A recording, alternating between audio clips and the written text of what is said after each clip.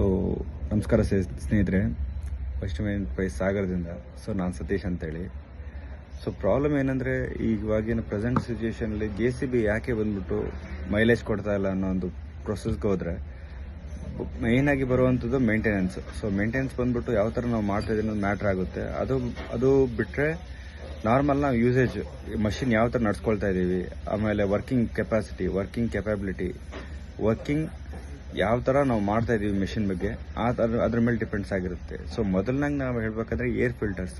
So air filters ಬಂದ್ಬಿಟ್ಟು ಇದನ್ನು ಬಂದ್ಬಿಟ್ಟು ಒಳ್ಳೆ ಏರ್ ಪೊಲ್ಯೂಷನ್ ಇಂಜಿನ್ಗೆ ಸಪ್ಲೈ ಮಾಡದೇ ಇದ್ದಾಗ ಅಥವಾ ಫಿಲ್ಟರ್ಗಳು ಚೇಂಜ್ ಮಾಡದೇ ಇದ್ದಾಗ ನಾರ್ಮಲ್ ಆಗಿ ಡೀಸೆಲ್ ಕನ್ಸಂಪ್ಷನ್ ಭಾಳ ಹೆಚ್ಚಾಗುವಂಥ ಚಾನ್ಸಸ್ ಇರುತ್ತೆ. ನೆಕ್ಸ್ಟ್ ಬಂದ್ಬಿಟ್ಟು ಫ್ಯೂಯಲ್ ಫಿಲ್ಟರ್ಸ್. ಎರಡನೇ ಫ್ಯೂಯಲ್ ಫಿಲ್ಟರ್ ಬಂದ್ಬಿಟ್ಟು ತುಂಬಾ ಕ್ಲಿಯರ್ ಇಲ್ಲದೇ ಇದ್ದರೆ, ಫಿಲ್ಟರ್ಸ್ ಚೇಂಜ್ ಇನ್ ಟೈಮ್ಗೆ ಚೇಂಜ್ ಮಾಡದೇ ಇದ್ದಾಗ ಆಗುವಂಥದ್ದಾಗಲಿ, ಸೊ ನಾರ್ಮಲ್ ಆಗುವಂಥದ್ದಾಗಲಿ, ಆ ಥರದಲ್ಲಿದ್ದಾಗ ಡೀಸೆಲ್ ಕನ್ಸಂಪ್ಷನ್ ಆಗುವಂಥದ್ದು ಜಾಸ್ತಿ ಆಗುತ್ತೆ. ಆಮೇಲೆ ಇಂಜಿನ್ ಆಯಿಲ್ ಇನ್ ಟೈಮ್ಗೆ ಚೇಂಜ್ ಮಾಡಿದೆ ನೋಡಿ, ನಾವೀಗ 550ಕ್ಕೆ ಮಾಡಿದ್ರೆ ಪ್ರಾಬ್ಲಮ್ ಇರೋಲ್ಲ. ಸೊ ಅದು ನೆಕ್ಸ್ಟು ಬಂದ್ಬಿಟ್ಟು 600-700 ತನಕ ಹೊಡೆದಾಗ ಇಂಜಿನ್ ಆಯಿಲ್ ತೇವಾಂಶ ಬಂದ್ಬಿಟ್ಟು ಕಡಿಮೆ ಆಗಿ ಆಯಿಲು ವರ್ಕಿಂಗ್ ಆಗ್ತಾ ಗಟ್ಟಿಯಾಗಿ ಅದು ಇನ್ನೊಂಥರ ಪ್ರಾಬ್ಲಮಿಗೆ ಕನ್ವರ್ಟ್ ಆಗುತ್ತೆ. ಅವಾಗ ಇಂಜಿನ್ ಸೀಸ್ ಆಗೋ ಚಾನ್ಸಸ್ ಇರುತ್ತೆ. ಇಂಜಿನು ಪ್ರಾಪರ್ಲಿ ವರ್ಕಿಂಗ್ ಮಾಡದೇ ಇರೋವಂಥದ್ದು ತುಂಬಾ ಪ್ರಾಬ್ಲಮ್ಗಳಾಗುವಂಥದ್ದು ನಮ್ಮ ಕಣ್ಮುಂದೆ ತುಂಬಾ ನಡೆದಿದ್ದಾವೆ.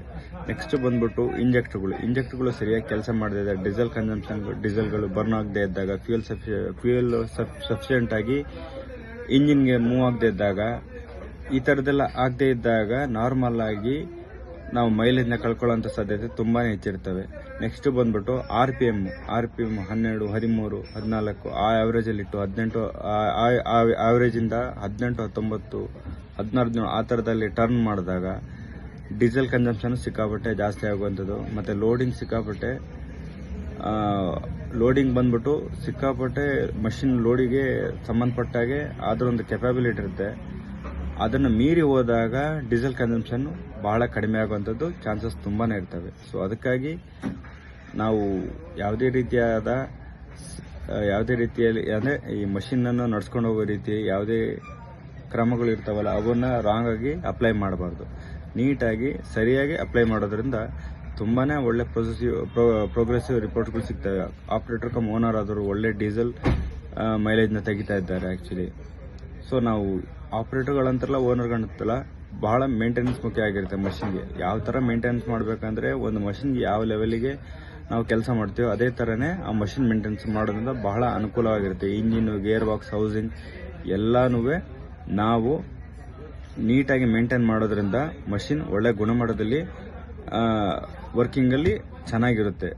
ಇಲ್ಲಾಂದರೆ ಅವಾಗ ಪ್ರಾಬ್ಲಮ್ಗಳಾಗುವಂಥದ್ದು, ಗೇರ್ ಬಾಕ್ಸ್ ಬಿಚ್ಚುವಂಥದ್ದು, ಹೌಸಿಂಗ್ ಪ್ರಾಬ್ಲಮ್ ಆಗುವಂಥದ್ದು, ಇಂಜಿನ್ ಪ್ರಾಬ್ಲಮ್ ಆಗೋದು, ಇಂಜೆಕ್ಟ್ರಿ ಸೀಸು, ಆಮೇಲೆ ಇಂಜಿನ್ ಆಯಿಲ್ ಚೇಂಜ್ ಮಾಡದೇ ಇದ್ದಾಗ, ಟೈಮ್ ಟು ಟೈಮ್ ಸರ್ವಿಸ್ ಮಾಡದೇ ಇದ್ದಾಗ, ಈ ಥರದ್ದೆಲ್ಲ ಪ್ರಾಬ್ಲಮ್ಗಳಾದಾಗ ಒಂದೊಂದೇ ಪ್ರಾಬ್ಲಮ್ಗಳು ಸ್ಟಾರ್ಟ್ ಆಗಿ ಕೊನೆಗೆ ಮಷಿನ್ನೇ ಪ್ರಾಬ್ಲಮಲ್ಲಿ ಸಿಲುಕಿಸಿ ನಾವು ದುಡ್ಡನ್ನು 1000ದಲ್ಲಿ ಹೋಗೋದನ್ನ ಲಕ್ಷದಲ್ಲಿ ಖರ್ಚು ಮಾಡೋವಂಥದ್ದು ಪರಿಸ್ಥಿತಿಗಳು ತುಂಬ ನೋಡಿದ್ದೀವಿ. ಅದಕ್ಕಾಗಿ ಒಂದೊಳ್ಳೆ ಮಷಿನ್ ಇಟ್ಟಾಗ ಅದಕ್ಕೆ ತಕ್ಕಂಗೆ ಮೇಂಟೆನೆನ್ಸ್ ಮಾಡಿದ್ರೆ ಬಹಳ ಅನುಕೂಲಕರವಾಗಿರುತ್ತೆ.